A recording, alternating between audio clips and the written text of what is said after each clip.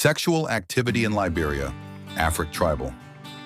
When we talk about Liberia, many people immediately think of its rich history, its connection to the African diaspora, and its journey through civil war and rebuilding. But behind the headlines, there are social and cultural layers that don't get as much attention, especially when it comes to sexuality.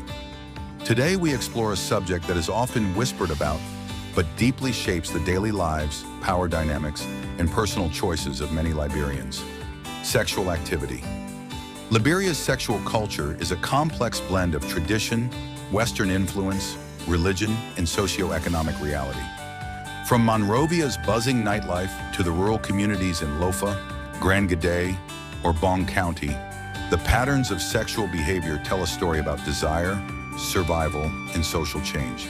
In urban areas, especially the capital Monrovia, sexual freedom is more visible. Clubs and beachside hangouts like Miami Beach and Bernards Beach have become places where young people openly flirt, mingle, and sometimes engage in casual encounters. The city's nightlife has become a reflection of modern attitudes towards sex. More open, more transactional, and at times more risky.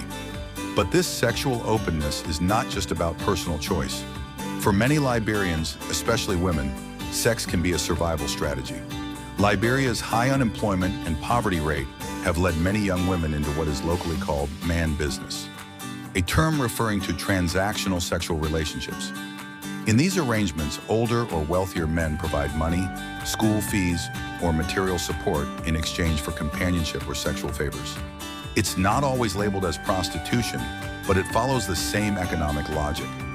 What makes this reality even more complex is how cultural expectations and gender roles come into play.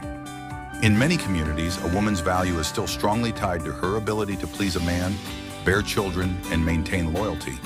But at the same time, many women are using their sexuality as a form of empowerment, choosing partners and setting boundaries and negotiating on their own terms. This silent shift in power is not talked about openly, but it's happening across Liberia. On the other side, many Liberian men grow up with the belief that their masculinity is measured by how many women they've slept with. In some rural areas, a man who has multiple sexual partners is respected as strong or wise. Peer pressure among boys and men reinforces early sexual activity, often with little knowledge of reproductive health or consent. Sex education in Liberia is extremely limited. In most schools, the topic is either skipped completely or handled from a purely abstinence-based angle, leaving many young people to learn about sex through rumors, peers, or personal experience. This lack of proper education has contributed to rising rates of teenage pregnancy and sexually transmitted infections, STIs, including HIV. In 2023, reports from health agencies revealed alarming numbers of teen mothers, many of whom had dropped out of school due to pregnancy. But even amid these challenges, there are unique cultural practices that still shape sexual life in Liberia. For instance, in some traditional communities, initiation ceremonies for both boys and girls, especially those connected to the Sande and Poro societies, include teachings about sexual roles, fidelity, and reproductive responsibilities.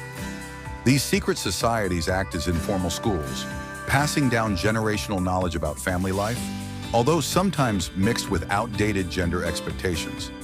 Another sensitive issue in Liberia is the topic of sexual orientation. Homosexuality is still taboo in most parts of the country, and LGBTQ+ individuals often live in silence or fear. The Liberian Penal Code criminalizes voluntary sodomy, and public attitudes towards same-sex relationships are largely negative, influenced by religious and cultural conservatism. Despite this, a small but brave community of LGBTQ+ individuals and activists continues to push for recognition and safety in the face of social backlash. Religious institutions, especially churches, also play a major role in shaping attitudes towards sex. In Liberia, where Christianity is dominant, premarital sex is preached against, but in reality, many churchgoers engage in it discreetly. This contrast between public morality and private behavior is one of the unspoken truths in many communities. Finally, the influence of social media and global pop culture is changing how Liberians view sexuality. Platforms like Facebook, WhatsApp, and TikTok have opened new channels for flirting, dating, and even discreet hookups. Young people are no longer confined to village traditions or family-arranged relationships. They're exploring their desires in more modern and sometimes risky ways. In the end, the conversation about sexual activity in Liberia is not just about pleasure. It's about power, poverty, gender, silence, and transformation. It's about how culture and modern life collide. And while many stories are hidden behind closed doors, the patterns are there for anyone willing to look beyond the surface. Thanks for watching. Please do like and subscribe for more.